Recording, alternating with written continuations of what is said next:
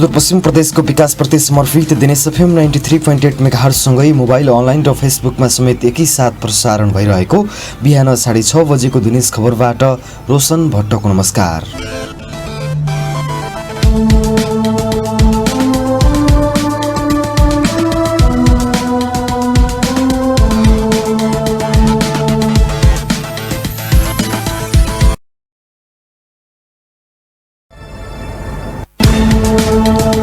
सुरुमा यस प्रसारणका प्रमुख खबरहरू। पश्चिम सिटीको सर्वेक्षण अनुमति लिन भारतीय कम्पनीलाई 45 दिनको म्याद, सर्वेक्षण अनुमति पाएको 2 वर्षभित्र डिपिआर निर्माण गर्नुपर्ने सम्झौता। सुदूरपश्चिम प्रदेशभित्र बैंक तथा वित्तीय संस्थाको शाखा सङ्ख्या 825 पुग्यो। प्रदेशभित्रका उद्योग व्यवसायमा कर्जा लगानी 1.5 खर्ब। आर्थिक वर्ष सुरु भएसँगै सुदूरपश्चिमका स्थानीय तहमा आर्थिक अनियमितता बढ्दै, अनियमितताका 143 उजुरी अख्तियारमा दर्ता।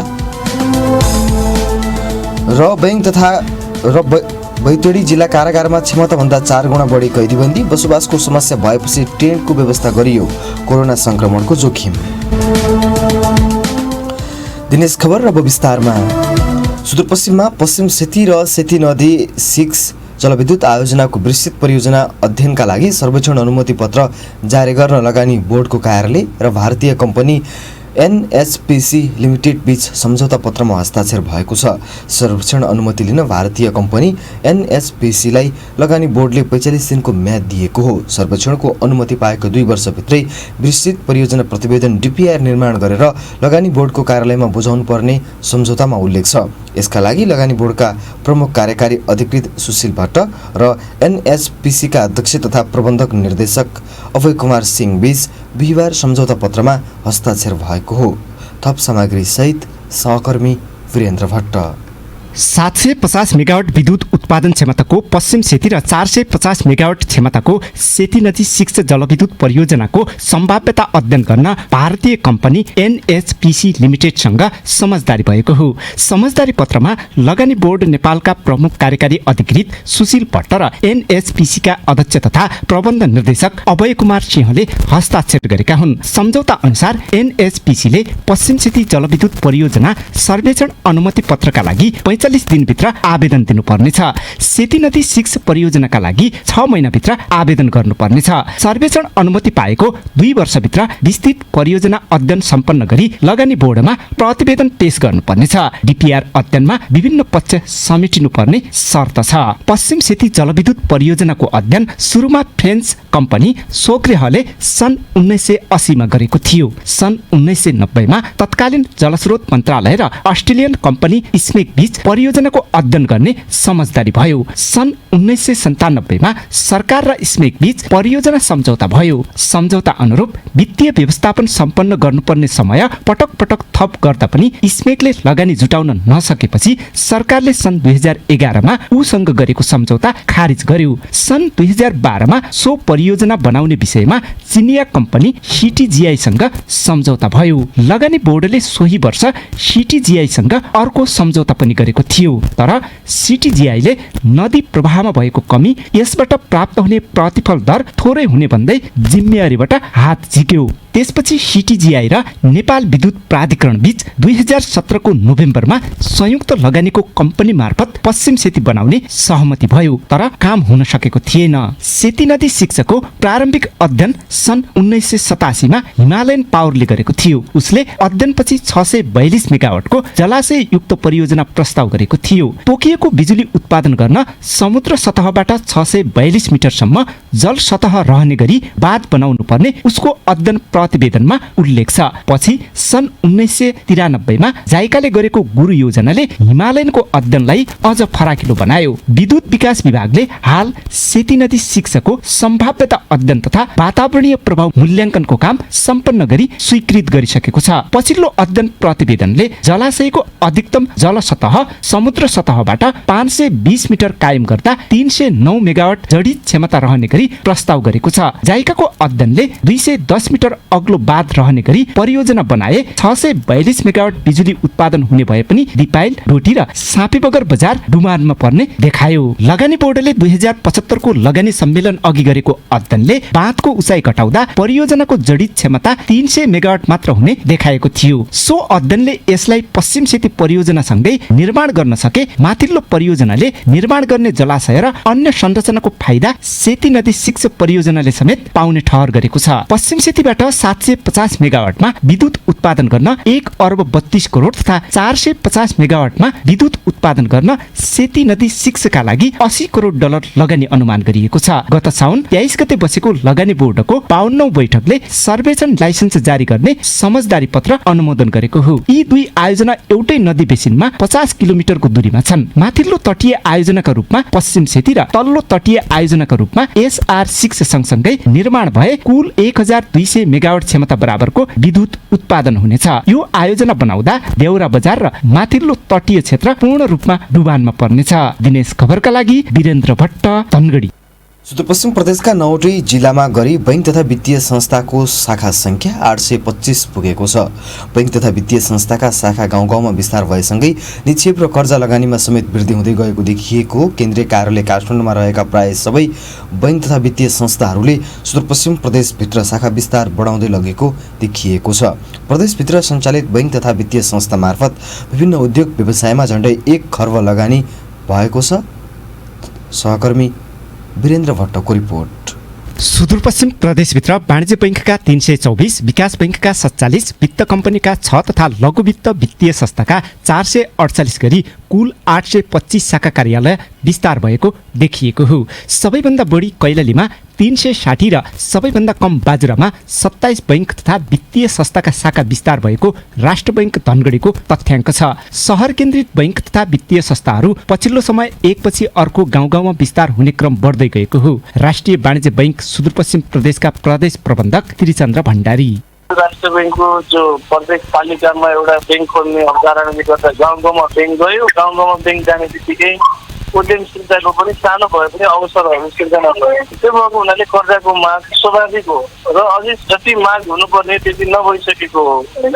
अब निक्षेपको त हामीसँग आधारै छैन। निक्षेपको आधार हुनको लागि पहिला त यहाँ रोजगार सिर्जना हुनु पर्यो, व्यापार व्यवसायको विकास हुनु पर्यो, अनि त्यसले पो निक्षेप सिर्जना गर्ने हो। त्यसैले राष्ट्र बैंकको तथ्याङ्कले के भन्छ भने कर्जा बढी भयो निक्षेप कम भयो भन्छु, तर रियालिटी के हो भने सुदूरपश्चिममा निक्षेप सङ्कलन गर्नको लागि निक्षेपको सिर्जना गर्ने अवसरहरू नै कम भएको हो।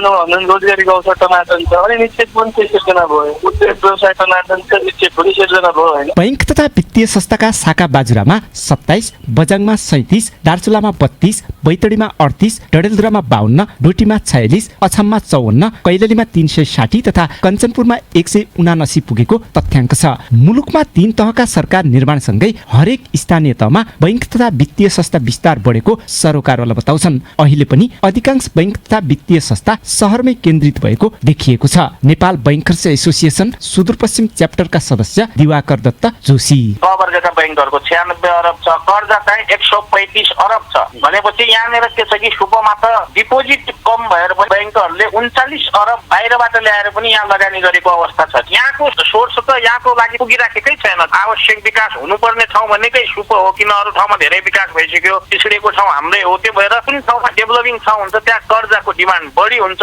त्यो भएर हाम्रो सुपमा पनि यो निक्षेप कम र कर्जा बढिरहेको हो। कर्जाको माग अनुसार सप्लाई अहिलेको परिस्थितिमा अलिक सङ्कुचन आएको हो, नत्र खासमा चाहिँ यहाँको सोर्स अरू ठाउँ युज भएको छैन, बरु अरू ठाउँको सोर्स चाहिँ सुपमा युज भइरहेको छ। यो त हाम्रो लागि राम्रो कुरा हो। 2078 पौष मसान्तसम्म बैंक तथा वित्तीय संस्थाबाट सुदूरपश्चिम प्रदेशमा 2078 असार मसान्तको तुलनामा कर्जा प्रवाह 51.81% वृद्धि भई 1 खर्ब 47 अर्ब 40 करोड 77 लाख पुगेको तथ्याङ्कले देखाएको छ। अघिल्लो वर्षको सोही अवधिमा यस्तो कर्जा 24.96% वृद्धि भएको थियो। निक्षेपसँगै कर्जा लगानी प्रदेशभित्र बढ्दै गएको हो। निक्षेप र कर्जाको अनुपात सबैभन्दा बढी कैलाली र सबैभन्दा कम बाजुरामा देखिएको छ। पुनः वाणिज्य बैंकका सुदूरपश्चिम प्रदेश प्रबन्धक भण्डारी। इमर्जिङ मार्केट भएको हुनाले यहाँ कर्जा लगानी चाहिँ व्यापक बढ्दै हो र अझै पनि सुदूरपश्चिमको जो एब्जर्भिङ क्यापेसिटी क्यापेसिटी छ जुन हामीले चाहिँ हाम्रा स्रोत साधनहरूलाई पूर्ण उपयोग गर्नै सकेका छैनौँ नि त। हाम्रो मान्छेहरू बेरोजगार छन्, सिप साधन भएर स्रोत भएर होइन, कृषिमा हो चाहे नयाँ उद्यम स्टार्टअप बिजनेसहरूमा हो, त्यहाँ कर्जा अझै आवश्यकता भएको हुनाले अझै पनि हामीले लगानी त गर्नुपर्ने थियो। अब यसको लागि राष्ट्र ब्याङ्कले चाहिँ अरू ठाउँमा नभए पनि यहाँ मात्रै पूर्ण कर्जा जस्ता सुविधाहरू ल्याइदिएको भए हुन्थ्यो। सुदूरपश्चिम प्रदेशभित्र सञ्चालित बैंक तथा वित्तीय संस्थाहरूले पछिल्लो 2 वर्षको अवधिमा 1 खर्ब 10 अर्बको हाराहारीमा निक्षेप सङ्कलन गरेको देखिएको छ। दिनेश खबरका लागि वीरेन्द्र भट्ट, धनगढी। बन्ने प्रसङ्गहरू। आर्थिक वर्ष 2079-80 सुरु भएसँगै सुदूरपश्चिम प्रदेशका विभिन्न स्थानीय तहहरूमा आर्थिक अनियमितता बढ्दै गएको देखिएको छ।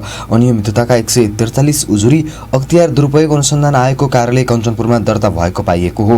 कुल उजुरीमध्ये 35% उजुरी स्थानीय तह सम्बन्धित भएको कार्यालयले जनाएको छ।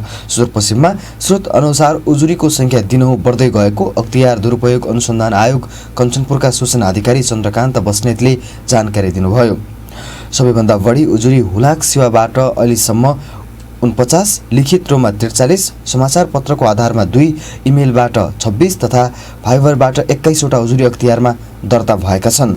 अनियमितता सम्बन्धी उजुरीको सङ्ख्या हरेक वर्ष यसरी गरी बढ्दै गएको कार्यालयले जनाएको छ। समग्र प्रदेश सरकारले गर्ने काम कारबाहीका विषयमा पनि उजुरी गर्ने क्रम बढेको छ। पछिल्लो समय भने स्थानीय तहसँग सम्बन्धित उजुरी दर्ता हुने क्रम बढेको देखिएको कार्यालयका सूचना अधिकारी बस्नेतले बताए। असार साउनको महिना यता उजुरीको सङ्ख्या उल्लेख्य रूपमा बढेको तथ्याङ्क देखिएको छ। अख्तियारमा परेको उजुरीसँगै आयोगले छानबिन र कारबाहीका लागि समेत सँगसँगै प्रक्रिया अगाडि बढाउने गरेको छ। दर्ता भएका उजुरीमध्ये संवेदनशीलताको आधारमा छानबिन र कारबाही प्रक्रिया अगाडि बढाउने गरिएको छ। अख्तियारले उजुरीदाताको नाम गोप्य राखेर समेत आवश्यक अनुसन्धान गर्ने गरेको छ।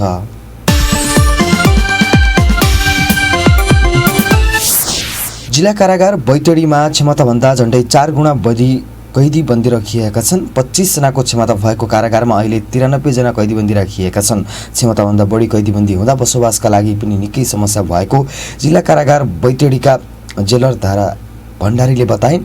कैदीबन्दीलाई बसोबासको समस्या भएपछि कारागार परिसरमा टेन्ट राखेर बसोबासको व्यवस्था मिलाइएको उनले बताइन्। कारागार परिसरमा 2वटा टेन्ट राखिएका छन् भने कोठाहरूमा पनि खाटमाथि खाट राखेर बसोबासको व्यवस्था मिलाइएको भण्डारीले बताइन्। कारागारमा रहेका 16 जना कैदीबन्दीमा कोरोना संक्रमण भएपछि अहिले बसोबासको व्यवस्थापनमा जनसमस्या भएको छ। संक्रमितलाई एक कोठामा राखिएको र उनीहरूका लागि अलगै शौचालयको व्यवस्था मिलाइएको बताइएको छ।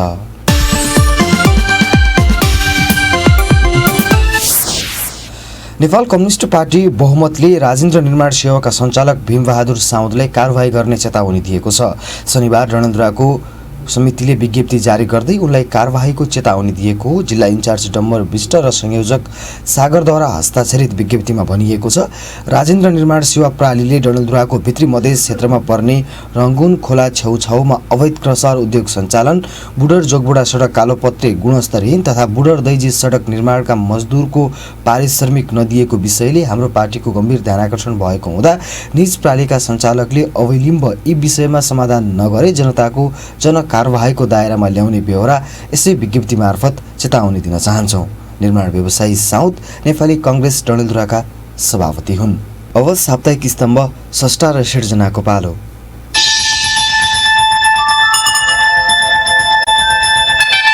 आजको स्रष्टा र सिर्जना चलचित्र छायाङ्कार राजेन्द्र सापकोटाप्रति केन्द्रित छ। चलचित्रमा देखिने नायक नायिका तथा उनीहरूको अभिनय भन्दा बढी सुन्दर हुन्छन् केही दृश्यहरू।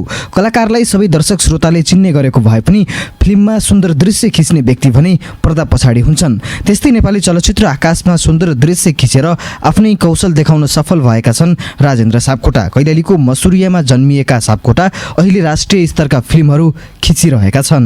एसएलसी पछि मैले काठमाडौँ आएर पढेँ। +2 सक्ने बित्तिकै मलाई त्यो फिल्म मेकिङमा हुटुटी थियो। मलाई फिल्म मेकिङमा बच्चैदेखि एउटा इन्ट्रेस्ट भएको हुनाले म यही विषयमा चाहिँ म स्टार्टअप गर्छु, म यही विषयमा अलिकति आफूलाई अगाडि ल्याउँछु भनेर मैले त्यसरी काठमाडौँको अस्कर कलेज अफ फिल्म स्टडीबाट फिल्म मेकिङमा स्पेसल्ली क्यामेरामा मोसन पिक्चर फोटोग्राफीमा ग्रेजुएसन गरेँ मैले। एसएलसीसम्मको अध्ययन कैलालीको गौरगङ्गा नगरपालिकाको मसुरियामा गरेका सापकोटा त्यसपछि काठमाडौँ गएका थिए। सानैदेखि फिल्म क्षेत्रमा काम गर्ने चासो भएका पढेका उनी काठमाडौँ गएपछि फिल्म मेकिङ पढ्न थाले। उक्त विषयमा स्नातक गरेका राजेन्द्र त्यसपछि चलचित्रतर्फ लागे। नेपाली दर्शक श्रोताले औधी मन पराएका फिल्म खिच्ने अवसर पनि उनले पाएका छन्। उनले खिचेको फिल्मले अन्तर्राष्ट्रिय अवार्ड पनि पाएको छ। पढेर पनि आउनु पर्यो कि अहिले सिनेमा मेकिङमा स्नातक हुन्छ। फिल्म कलेज छ काठमाडौँमा। प्लस 2 सक्ने बित्तिकै फिल्म इन्स्टिच्युटहरू पनि छन्। त्यहाँ आउने प्रशिक्षण लिने थ्योरी प्लस प्र्याक्टिकल कुराहरू राम्रोसँग बुझेर आयो भने फिल्डमा काम गर्न अलिकति सजिलो हुन्छ। समाजलाई फाइदा पुग्ने गरी काम गर्नुपर्छ भन्ने सोच भएका सापकोटा यसै क्षेत्रमा सक्रिय हुने बताउँछन्। उनको साझा मान्छे डकुमेन्ट्री पनि सामाजिक सञ्जालमा प्रसारण हुने गरेको छ।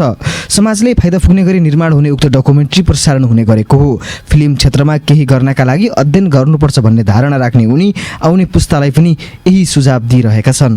4-5 वटा चाहिँ नेपाली सिनेमा भयो र त्योभन्दा पनि धेरै चाहिँ तपाईँले मैले मेरो कामहरू हेर्ने हो भने मैले मेरो साझा मान्छे पिक्चर्स भन्ने एउटा युट्युब च्यानल छ जहाँ चाहिँ नेपालको बारेमा तपाईँहरूले हेर्न सक्नुहुन्छ। सुदूरपश्चिमबाट उदाएका राजेन्द्र नेपाली चलचित्र क्षेत्रमा चम्किएका छन्। आगामी दिनमा पनि यसै क्षेत्रमा सक्रिय हुने भनाइ उनको छ। सिनेमा प्रतिको लगाव र परिश्रमले यो सफलता दिएको धारणा सापकोटाको छ। दिनेश खबरका लागि रोशन भट्ट, धनगढी। अब श्रोता प्रतिक्रियाको पालो।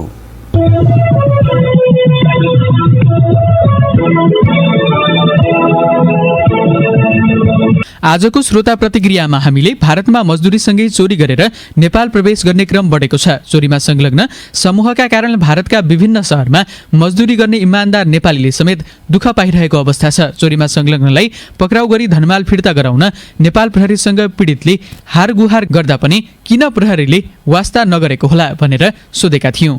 त्यसमा तपाईँ धेरै श्रोताका प्रतिक्रिया प्राप्त भएका छन्। त्यसमध्ये हामीले केही प्रतिक्रिया समेटेका छौं। पदमराज जोशीले लेखेका छन्, एकजनाको बदमाशीले गर्दा आज प्रवासको ठाउँमा कयौं नेपाली दाजुभाइहरूले शास्ति खेप्नु परेको छ। तुरन्त कारबाही होस्। भारतमा कामको अनुभव भएका र प्रदेशमा केही काम नभएका मुख्यमन्त्रीलाई थाहा होला कि भनेर पुष्पराज उप्रेतीले प्रश्न गरेका छन्। प्रेम छेत्रीले लेखेका छन्, चोर आफ्नै देशको होस् या पराई देशको, अपराध त अपराध हो। अपराधीले सजायको भागीदार हुनै पर्छ। धान खाने मुसा चोट पाउने भ्यागुता नहोस्। डम्बर कठायतले लेखेका छन्, चोरको संरक्षण गर्दैछ प्रहरीले। एकजना चोरले गर्दा करोडौं नेपाली बदनाम हुँदैछन्। प्रहरीले सक्रियता बढाउनु पर्यो भनेर शशि मगरले लेखेका छन्। पूर्णसिंह ऐरले लेखेका छन्, त्यही भएर पासपोर्ट भिजा सिस्टम गरी रोजगारदाताले नेपालबाट कामदार लैजानुपर्छ। कामदारलाई पनि फाइदा, रोजगारदातालाई नि फाइदा, दुवै पक्षलाई सुरक्षाको ग्यारेन्टी हुन्छ। रोशन शाहीले लेखेका छन्, कारबाही हुनुपर्छ। 1-2 जनाको कारणले अन्य नेपालीले दुःख पाउने कुरा उचित हुँदैन र यो एकदमै लज्जाजनक कार्य भइरहेको छ। यहाँ इमानदारीसँग काम गर्ने मजदुरमाथि अब भरोसा गर्न छाडिरहेका छन्। मेरो नेपाल प्रहरीसँग अनुरोध छ, एकजना चोरलाई बचाउन खोज्दा यहाँ हजारौं इमानदारलाई समस्या हुँदैछ। त्यसैले कृपया चोरको संरक्षण नगरिदिनुहोला भनेर सूरज प्रकाश ओझाले लेखेका छन्। तपाईँ पनि समसामयिक विषयवस्तुमा हामीलाई प्रतिक्रिया दिन सक्नुहुन्छ। आफ्नै आवाजमा प्रतिक्रिया रेकर्ड गराउन चाहनुहुन्छ भने हाम्रो समाचार शाखाको टेलिफोन नम्बर 091 410 210 मा फोन पनि गर्न सक्नुहुन्छ। तपाईका प्रतिक्रियाले हामीलाई मार्गदर्शन र हौसला प्रदान गर्नेछ।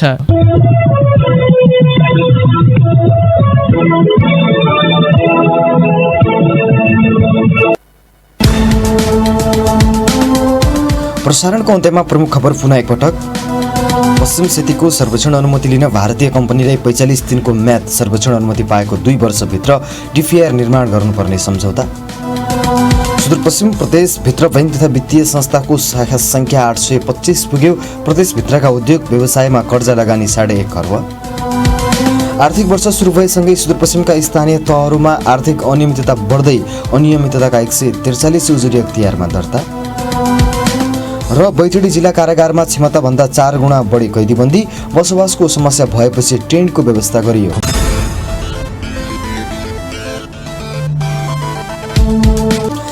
हस्त सुदूरपश्चिम प्रदेशको विकासप्रति समर्पित दिनेश एफएम 93.8 मेगाहर्ज सँगै मोबाइल, अनलाइन र फेसबुकमा समेत एकैसाथ प्रसारण भइरहेको बिहान 6:30 बजेको दिनेश खबर सकियो। हाम्रो अर्को समाचार साँझ 6:30 बजे प्रसारण हुनेछ।